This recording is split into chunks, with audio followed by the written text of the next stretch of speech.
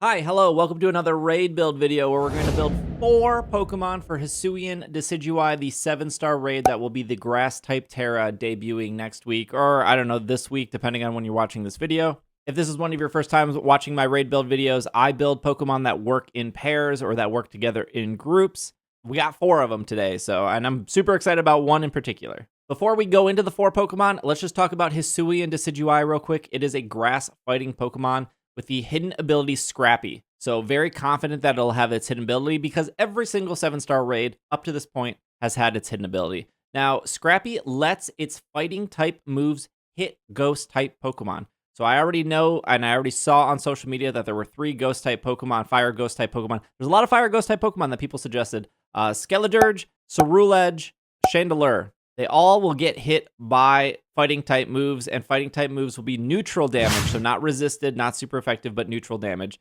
And that's not great for a lot of these Pokemon, but we'll get into that a little bit later. Scrappy also prevents Intimidate. So if you are a solo player, first off, sorry, I don't make solo raids. A lot of solo players rely on either Arcanine or Staraptor to come in and Intimidate and feint over and over to proc that Intimidate. Scrappy blocks that completely. So if you're thinking about bringing a Stantler or an Arcanine to these raids, you will not get that Intimidate debuff on Hisuian Decidueye because of Scrappy.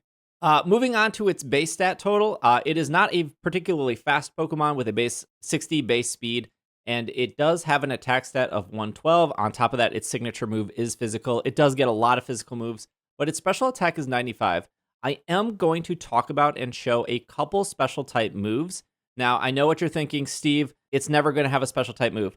Well, you know, that's what people said about Typhlosion when Typhlosion showed up. And Typhlosion has a special attack of 109, but its attack is only 84, so there's a bigger difference there. The thing about Typhlosion is it has a lot of physical moves, even though its attack stat is not that good. So going back to Decidueye, it is possible that it has 1 or 2 special type moves, so we should take that into consideration. If it doesn't, great, perfect. But if it does, we're prepared. And I always make my raid builds to prepare for the worst case scenario. And then finally, let's get to its moves, which I'm just going to put on a little notepad right here. So special type moves, the ones we're looking at are specifically Leaf Storm, Energy Ball, Focus Blast, and Air Slash. Again, it is possible for it to know maybe one of these moves or none at all, but those are the strongest moves standing out. And then for physical moves, we have Leaf Blade, Brave Bird, U-Turn, Pluck, Triple Arrows, which is its signature move. We'll get to that. Knockoff. Just a heads up, knockoff doesn't work in raids. So if a raid boss uses knockoff on you, you will not lose your held item. Close combat, which I don't see it using. Shadow Claw, which again goes back to our maybe we don't bring Ghost here because 1, it can hit Ghosts, and 2, it does get access to Shadow Claw. Rock Tomb, which is actually not that scary at all, and Aerial Ace. And then as for status type moves, we have Nasty Plot, Grassy Terrain, Tailwind, Swords Dance, Bulk Up, Feather Dance, Defog, Confuse Ray, and Double Team. Those are the ones standing out. It can learn a lot more, but these are the ones that they may provide some difficulty against Decidueye. So let's talk about Triple Arrows. It's kind of a broken move. It does a lot, and it's really good. So Triple Arrows has a power of 90. Decidueye will get Stab on that. Even though it's a Grass-type Tera, it will still get its original Stab, which stands for same type attack bonus. So it's still gonna hit you with a pretty hard. Not only does Triple Arrows have an increased critical hit ratio, just like some of its other moves, like Shadow Claw or Leaf Blade, it will also have a 50% chance of lowering your defense by 1 stage and a 30% chance to flinch. Now, the flinching is a little easy to avoid if we are faster.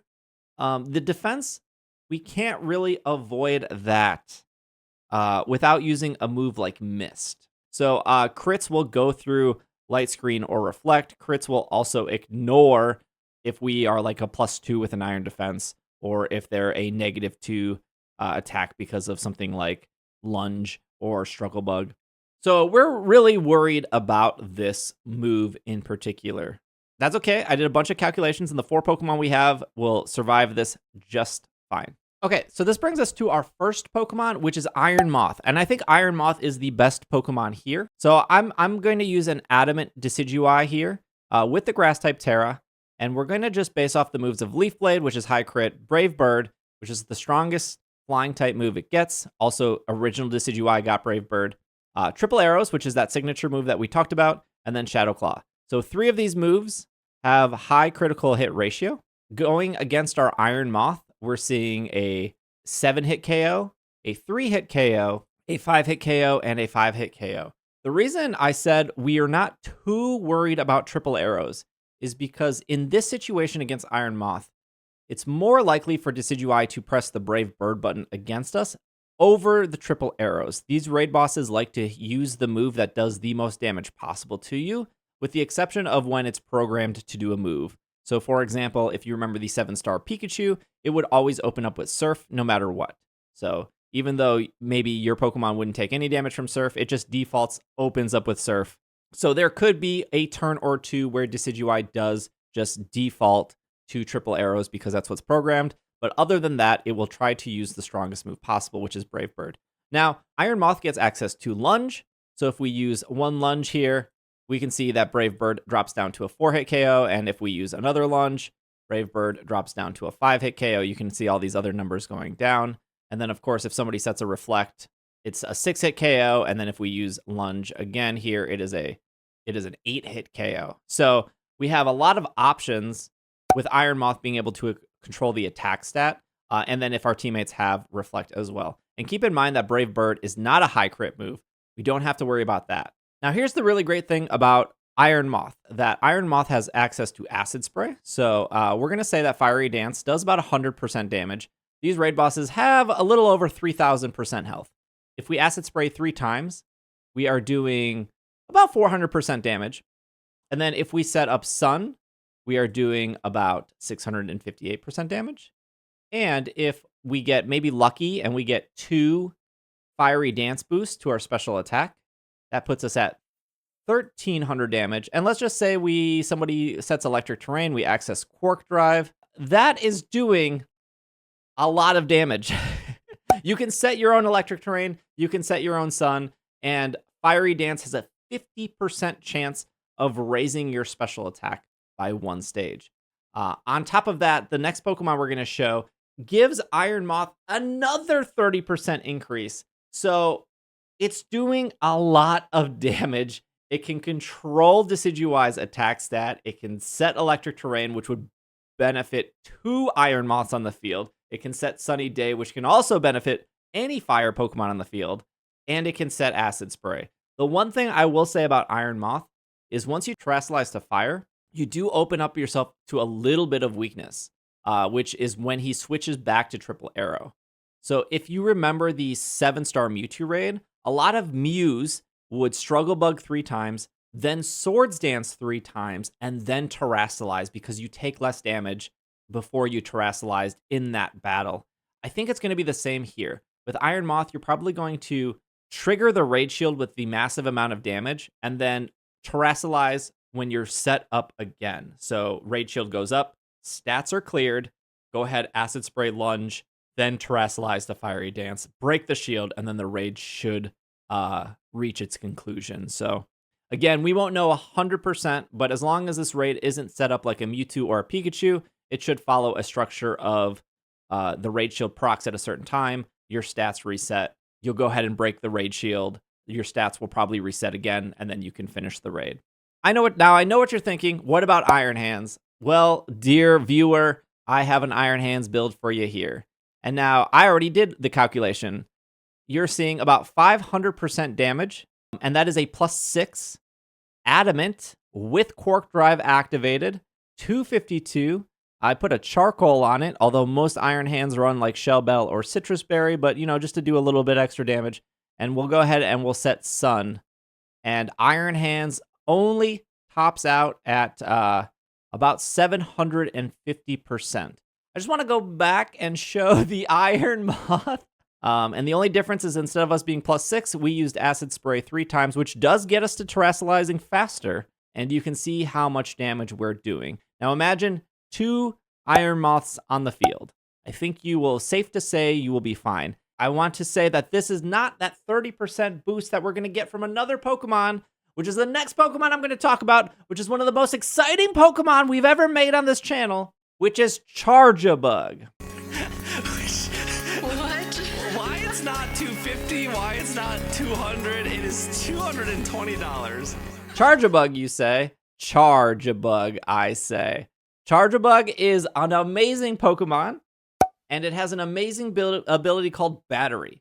So when a Charge-a-Bug is on the field, Battery will give a 30% damage increase to any special attackers around you. This is why we want to use special attackers like Iron Moth, and why we maybe want to stay away from things like Ceruledge, Iron Hands, or like Annihilate. They're not going to get that boost. On top of that, you can see the damage that Decidueye can do here to Charge-a-Bug. Leaf Blade, a 6-hit KO. Brave Bird, a 5-hit KO. Triple Arrows, an 8-hit KO. And Shadow Claw, an 8-hit KO. He's good.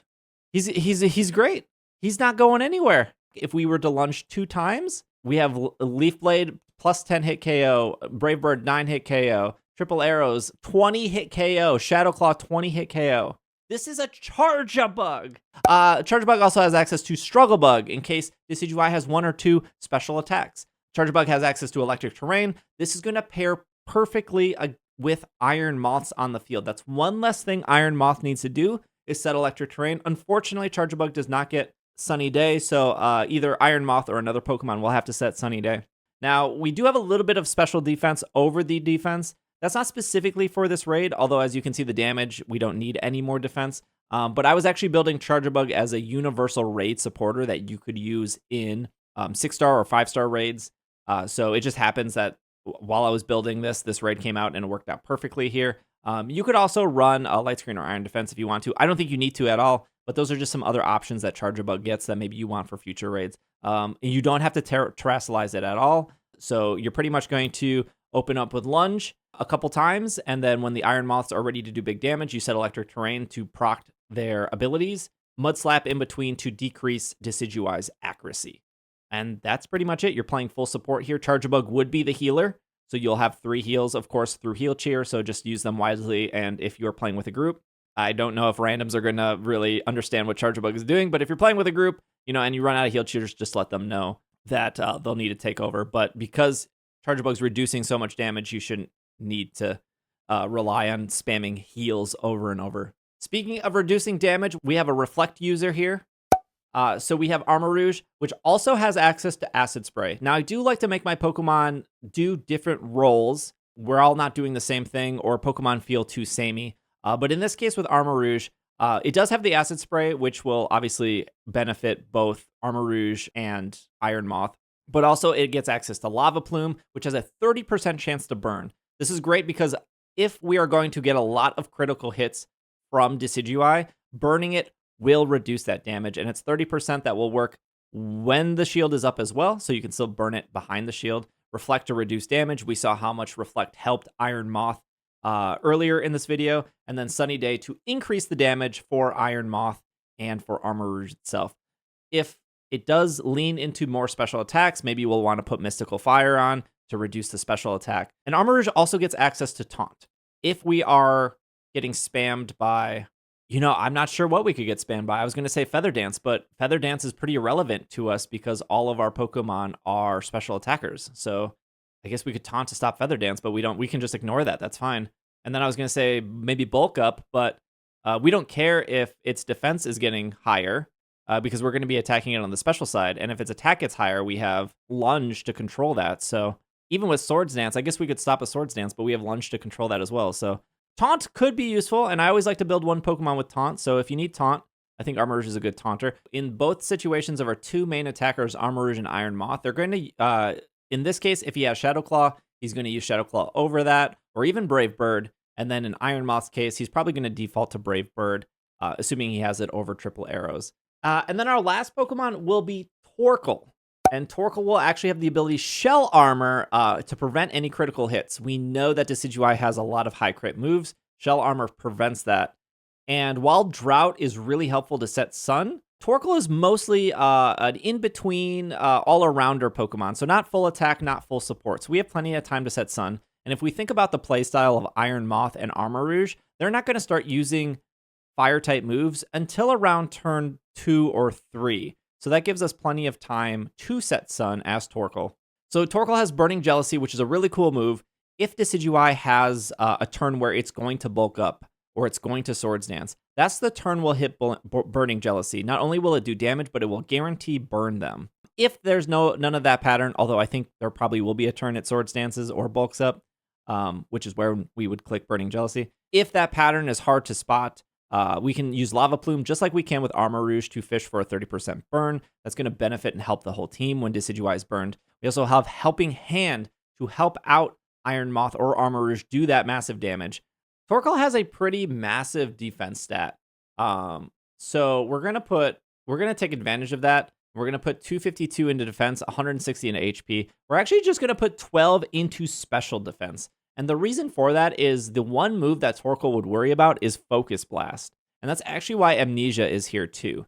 If, for whatever reason, that Hisuian Decidueye has Focus Blast, with the 12 special defense and with the Amnesia, you'll actually be able to survive, I believe, 4 Focus Blasts in a row just fine. Without that, Focus Blast can be a 2-hit KO. So that's the one small worry with Torkoal is specifically the single move Focus Blast. Any other move doesn't matter, just specifically Focus Blast. And then we're going to put 82 in special attack. I think it's fine to shave 12 special defense off special attack, even if Hisuian Decidueye doesn't have Focus Blast, because that will still help in case it has 1 or 2 other special type moves. But we got the Burning Jealousy, we got the Lava Plume, we have another way to set Sun, and then we have Helping Hand. We also have a chance to run Clear Smog. So if, Hisuian Decidueye Swords Dances twice in a row when shield goes up or something, Clear Smog is beneficial. I would worry, or at least caution some people on Clear Smog, because Clear Smog would also remove Struggle Bug or Lunge or Acid Spray debuffs. So even though if you're scared that Hisuian Decidueye is going to Swords Dance, you're also removing all the helpful things that your teammates are doing. So if you do want to run a Clear Smog option on your Torkoal, just be really cautious of what everyone else is doing. In the case of, Iron Moth, Armor Rouge, and Charge-a-Bug, you're probably not going to need that move at all. But in other situations, I could see how Clear Smog would be beneficial. Finally, the held item we're going to put on it is the Cloak. That is going to prevent flinching, and that should also prevent the defense drops that are coming from Decidueye. It's not going to stop the crits, but we can't get crit anyways because of shell armor. So with some other Pokemon, and I'll use Cerula just for an example, you'll probably see builds that are Bitterblade Metronome, but that starts to fall apart when Decidueye is able to hit you with triple arrows and able to lower your defense stat. So if Decidueye can get a 2 or 3 negative defense stat on you as a Ceruledge, it doesn't matter how strong your Metronome is getting or how much health you get back, it's going to catch up with you because he's just going to be able to do more and more damage. That's not even considering the fact that he can high crit with triple arrows as well. Now, maybe he doesn't have triple arrows at all, which would actually be really shocking, but I think that's kind of like the hardest part of the raid is triple arrows. Otherwise, his Tera doesn't make complete sense to me. But I think with the combination of a strong grass-type move and triple arrows with Scrappy preventing Intimidate, I feel like that's what they're going for here. But I could be wrong. Maybe it doesn't have triple arrows, and this was the easiest raid in the world. But even if it doesn't have triple arrows, you can see from our damage calculations that we should survive just fine here. I think that's it. Before I talk about the Dragonite build real quick, please let me know which one of these builds is your favorite in the comments below, and check if you're subscribed, because only like 69% of people who watch my videos have subscribed. So if this was helpful to you and if you're excited, I will be helping out people and streaming the evening that it comes out on Twitch. Thanks for making it this far. I don't have a complete build out for Dragonite, but I think the basics of Dragonite would be Mist and Chilling Water. Dragonite also gets access to Flamethrower, so that would benefit these Pokemon using Acid Spray and Sunny Day. Dragonite would control the damage coming from Decidueye with Chilling Water, but also Mist would prevent those defense drops that are coming from triple arrows. It would prevent it for 5 turns for your entire team. Now, in the case of Iron Moth and Ceruledge, we shouldn't be seeing triple arrows at all. Dragonite would be one of the best Mist options in the game. So anyways, thanks for watching. I will see you guys next time. Sorry this video was long, but thank you for watching.